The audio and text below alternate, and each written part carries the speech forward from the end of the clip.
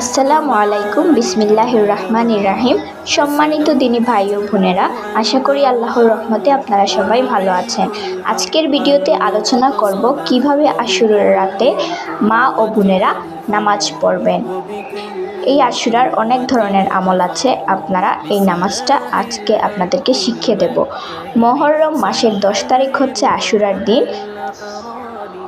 4 সম্মানিত মাসের মধ্যে প্রথম মাস মুহররম, যাকে আরবের অন্ধকার যুগে ও বিশেষ মর্যাদার চোখে দেখা হতো। আবার হিজরি সনের প্রথম মাস মুহররম।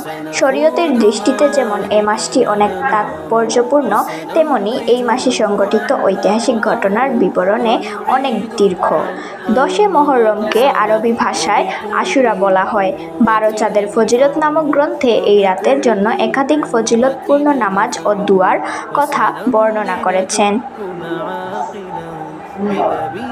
আশুরার রাত্রিতে মেয়েরা এশার নামাজের পর 4 রাকাত নফল নামাজ পড়বেন। আশুরার রাতে 4 রাকাত নামাজের অনেক ফজিলত রয়েছে। যে এই 4 রাকাত নামাজ আদায় করবে তার 50 বছরের গুনাহ মাফ হয়ে যাবে। সুবহানাল্লাহ। এই 4 রাকাত নফল নামাজ যেভাবে পড়বেন, আজকে চলুন আপনাদের নিয়মটা জানিয়ে দিই। প্রথমে 4 রাকাত নফল নামাজের নিয়ত করবেন। 4 রাকাত নামাজের প্রত্যেক রাকাতে সূরা ফাতিহার পর 50 বার সূরা ইখলাস পাঠ করবেন। এই সূরা পড়ে নামাজ আদায় করবেন।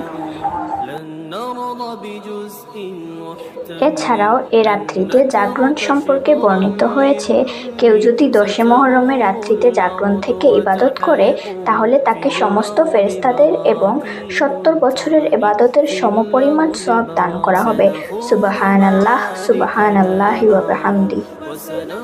এখন 4 রাকাত নফল নামাজের নিয়ত হলো, নাওয়াইতু আন নুসাল্লিয়া লিল্লাহি তাআলা আরবা'a রাআইতাই সালাতিল নাফলি মুতাওয়াজ্জিহান ইলা জিহাতিল আবাতি শরীফাতি।